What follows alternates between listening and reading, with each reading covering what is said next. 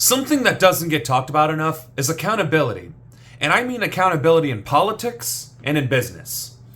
And in those two specific arenas, that includes the judiciary, that includes elected officials, that includes public servants, that includes CEOs and boards of directors. In general, it means the people who run the country. They aren't held accountable anywhere, at any level, at any point in our nation's history has there been accountability.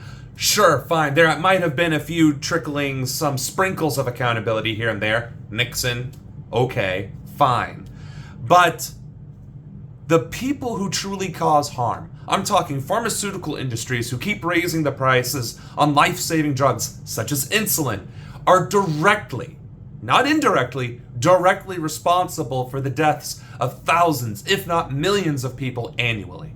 The same is true for health insurance companies. By denying healthcare coverage and care, especially for preventable or treatable diseases or circumstances, directly, not indirectly, but directly results in the deaths of thousands, if not millions. Never mind that the bankruptcy from healthcare costs is the number one leading cause of bankruptcy in the United States. Then we're getting into police brutality and qualified immunity. Then we're getting into the fact that insider trading occurs by elected officials, by congresspeople who are on these little meetings and committees, who are making decisions, who then have vested interest in the stock, who are either buying or selling based on the decisions that they get to make. Never mind the corruption or the brutality involved with overturning things such as Roe v. Wade, or passing legislation such as anti-trans laws and book burnings and everything else that has been happening in literally the past few months. Accountability. Do no harm, right? Granted, that's the oath medical practitioners swear, but you would think that that would be somehow relevant to elected officials, government bodies, public servants.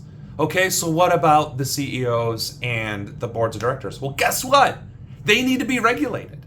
Yes, nobody likes talking about regulation, especially not in the Republican Party. But I gotta say, my fellow conservatives need to realize that being able to act with impunity, especially in the private sector, especially when that is the only way people have access to healthcare or drugs, pharmaceuticals, then that has to be accessible. And when they choose to make decisions that directly impact the lives of people who depend on those drugs, on those pharmaceuticals, on those services, and results in their deaths, they must be held accountable. And as president, I'm the only one talking about that. I'm sorry, as a presidential candidate, I'm the only one talking about that. In fact, I doubt there is a single congressional candidate, senator candidate, or governor candidate talking about the same things. And why is that? Because they're all in cahoots. They are literally all in bed with each other. Corruption is so mired in our government system, in our economy, that you can't even begin to approach it without literally sabotaging the entire infrastructure. And doesn't that say a lot about our country?